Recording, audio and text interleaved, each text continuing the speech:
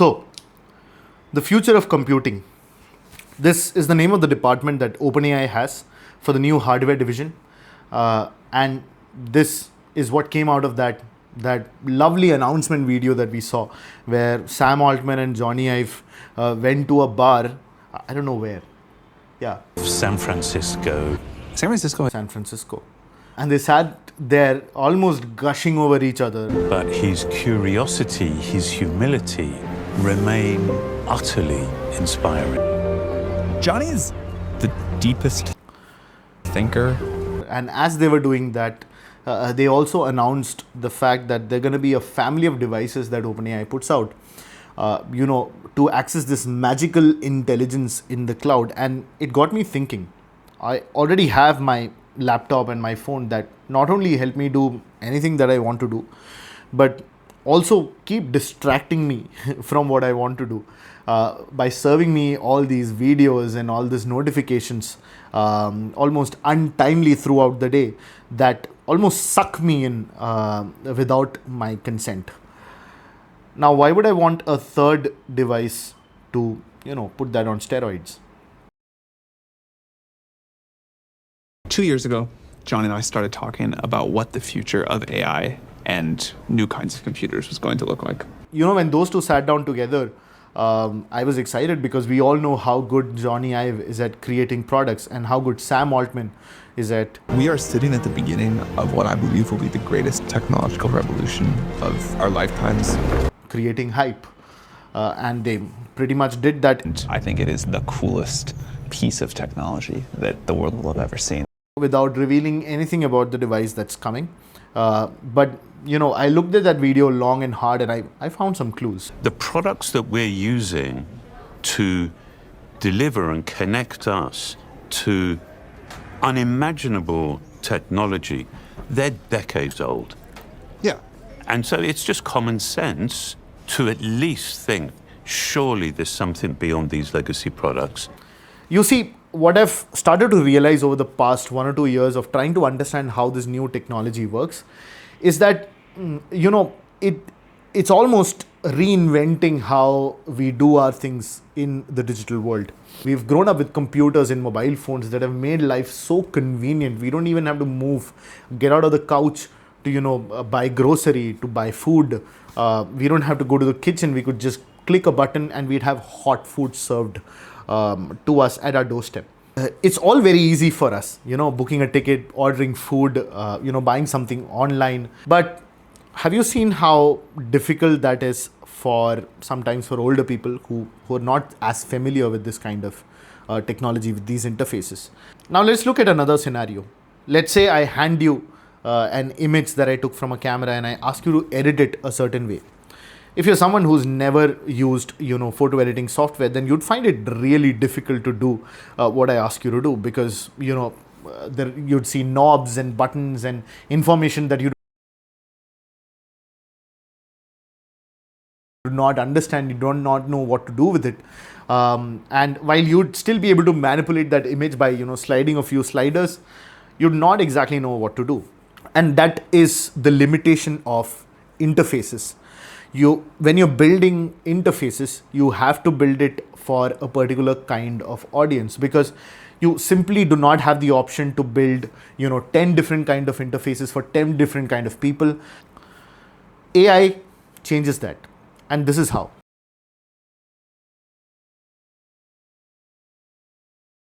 I want this to be democratized. I want everybody to have it. I don't want it to be the tiny percentage of the population that figures out how to use bad tools and is really smart. I want anybody to say, hey, I have this idea and make it happen.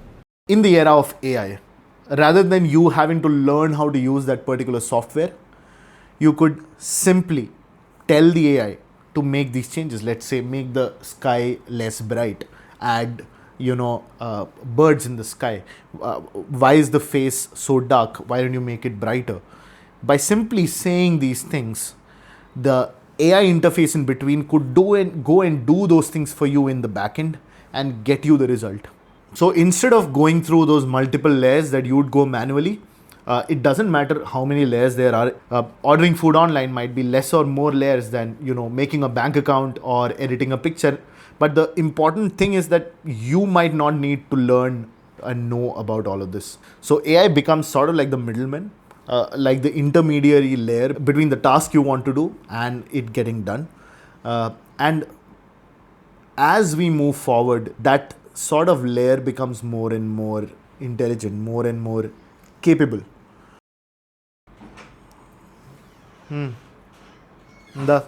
We have like magic Acha? intelligence in the cloud. If I wanted to ask ChatGPT something right now about something we had talked about earlier, think about what would happen. I would like reach down, I would get out my laptop, I'd open it up, I'd launch a web browser, I'd start typing, and I'd have to like explain that thing, and I would hit enter, and I would wait, and I would get a response. And that is at the limit of what the current tool of a laptop can do. But I think this technology deserves something much better. If I was part of OpenAI and I was tasked with building something like this, how would I go about it? Sam Altman said if we wanted to talk about something we just discussed, so when we talk about that context part, it involves something they just talked about, it involves something you just thought, or it might involve something that you are looking at. In which case you might need the hardware to have capabilities of hearing and of seeing. It might need some form of on-device compute, because not everything might need for it to go to the cloud, and many times you might not be in a situation where you are connected to the internet, in which case you might still require that device to remind you of something that you asked it to remind you of, or get you that calculation very quickly that you need, which means it might also require some form of basic memory and compute on device.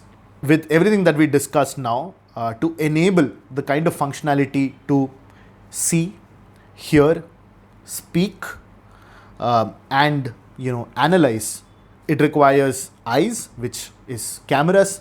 It'll require ears, which is microphone. It'll require a mouth or a speaker, or maybe a ear input. It'll also require a brain, that is a chipset. It'll require memory for it to store some data on device. It'll of course require modem for internet connection, and to power all of this, it'll require a battery. Now this is a lot of technology to fit in a device that's supposed to be invisible, as Jony Ive mentioned. So Humane AI Pin, Rabbit R1, these are products that you must have heard of, that I remember hearing about and almost being intrigued about what these devices could be, and they brought a lot of promise with them. But Humane AI got closed off, sold off to HP, and interestingly, Sam Altman was an investor in Humane AI. But these are not just the two products. In fact, I found a lot of others when I was researching for this video. Now, while all these products exist, OpenAI does have an advantage over all of them. And that's the fact that GPT is one of the most popular products in the world, not just the most popular AI products. In today's world, GPT is one of the most popular products in the world. It's one of the most visited websites in the world. So imagine the fact that even a year from now, when they're supposed to release it, on day one, this device that you use with the GPT intelligence might already know so much about you that it brings immense value even on day one.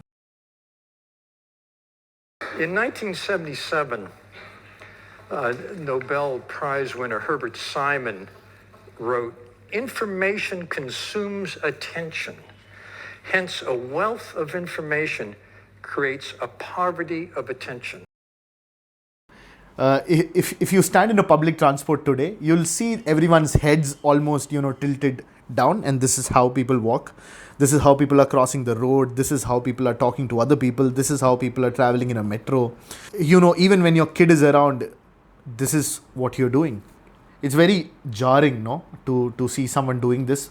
Imagine the fact that this is how more or less the world around us today exists.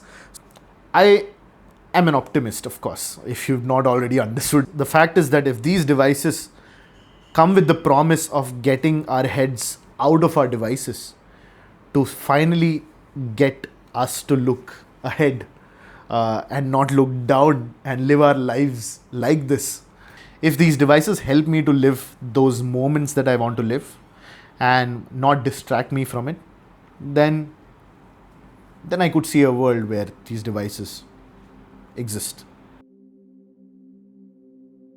it's not just that there is a new technology, but the fact that this technology is improving daily, and in the coming few years, the technology could become so good that it can improve itself.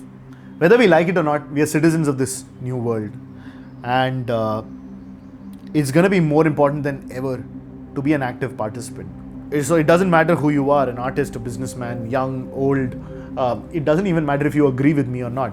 But what is important is that we all engage in discussions, we ask the right questions, and we become an active participant in shaping this future rather than, just letting the world and the future happen to us. Yeah.